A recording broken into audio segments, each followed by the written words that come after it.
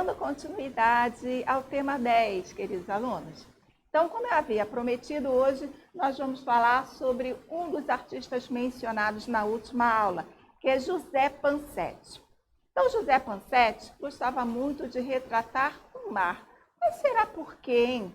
Vamos descobrir? Bom, primeiro vamos conhecer um pouquinho sobre a história de vida desse artista.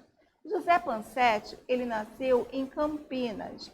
Conforme vocês vão ver aí mais à frente, vem mostrando um pouco do seu trabalho, que aí no caso retrata uma praia, né? Mas depois que ele nasceu em Campinas, seus pais passaram por uma certa dificuldade financeira e mandaram José Pansetti para a casa dos avós na Itália, ele que era descendente de italianos. Então passou boa parte da sua adolescência lá, depois chegou a servir na Marinha e viajou muito pelo Mediterrâneo. Daí veio a sua paixão por paisagens marítimas. Ele retratou inúmeras durante a sua carreira de pintor. Mas essa carreira de pintor surgiu como? Foi logo tempos depois, já na fase adulta, que a princípio ele se dedicou a essa carreira de militar, na Marinha. Mas depois de alguns anos, ele retornou para o Brasil e nisso que ele retornou ao Brasil, teve vários empregos. Ele chegou até mesmo a trabalhar como um cartazista, faz cartazes para determinados estabelecimentos. Só que, de repente, ele resolveu se dedicar à pintura. Então, ele frequentou um curso onde ele se aperfeiçoou, se dedicou. Naquela época em que ele era da Marinha, ele já tentava fazer algumas pinturas por vontade própria, meio que autodidata. Mas, quando ele percebeu que ele tinha que realmente se tornar um pintor, foi aí que ele começou a se dedicar. Teve influências de grandes artistas da época, chegou a fazer parte também de um grupo de artistas que surgiu logo após a Semana de Arte Moderna, o Núcleo Bernardelli. Esse quadro que vocês estão vendo aí tem como título Lagoa do Abaeté. Ele pintou no ano de 1757. A técnica que ele utilizou foi óleo sobre tela. Observem que o artista ele seguia uma linha mais estilizada. Isso porque no momento em que ele estava vivendo, se dedicando às artes, surgia aqui no Brasil a arte moderna. Tendência essa que já tinha se manifestado na Europa e que chegou aqui logo no início do século XX. A princípio, aqueles que aderiram ao estilo acadêmico não gostavam muito das pinturas modernas, isso porque as pinturas modernas não se preocupavam mais em retratar a realidade como ela realmente era. Então, os artistas já tinham mais liberdade no uso das cores, procuravam simplificar mais as formas ou até mesmo elementos da natureza, e isso que importava para eles, estilizar o máximo e se preocupar mais com a harmonia das cores sobre a tela. Na página seguinte, tem aí uma breve biografia sobre o artista. Conforme eu já havia dito, ele nasceu em Campinas no ano de 1902. Logo assim que ele veio para o Brasil, que foi no ano de 1920, esse período ele levou um certo tempo para se estabilizar como artista.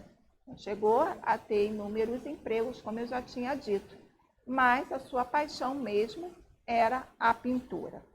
Então, ele chegou a ser auxiliar de especialistas, conforme também já tinha mencionado, e participou daquele grupo chamado Núcleo Bernardelli, onde lá tinha os irmãos Bernardelli, e ele era um dos membros desse núcleo, que são chamados de grupos que surgiram pós-Semana de Arte Moderna, e foi um evento que aconteceu em São Paulo no ano de 1922. Quando ele retornou ao Brasil, ele foi morar em Santos. Como vocês devem saber, Santos é onde tem a famosa Praia de Santos e que ele chegou a retratar inúmeras vezes em suas pinturas. Só que a pintura marítima não foi a única temática que ele retratou. Ele também pintou naturezas mortas, retratos de várias pessoas e até mesmo autorretratos. Ele veio falecer na cidade do Rio de Janeiro, no ano de 1958. Aí vocês têm uma foto dele. Não vem mencionando de que ano foi esta foto, mas acredito que foi num período em que ele já devia estar já bem, né, se destacando como um artista na época. Vejamos então mais algumas pinturas em outros gêneros, né? A primeira aí que vocês estão vendo chama-se Autovida. Trata-se de um autorretrato que ele pintou no ano de 1945, recordando aquele período em que ele trabalhava na Marinha. Uma curiosidade, ele chegou a segundo tenente da Marinha. Então, quer dizer, mesmo que ele não tivesse vivido assim, plenamente das suas obras financeiramente, né? Mas pelo cargo que ele tinha uma boa renda, acredito eu. Mais uma pintura, também com esse tema de marinha. Muitas de suas obras ele colocava esse título, né? Só que representando de ângulos e lugares diferentes também. Então, observem aí as pessoas retratadas, né? São, assim, manchinhas de tinta que nos dá a ideia de duas pessoas, uma pessoa parecendo ser mais velha, outra uma criança, observando o mar. Então, a gente vê aí que o artista ele não se utilizou de muitas cores para representar essa pintura, né?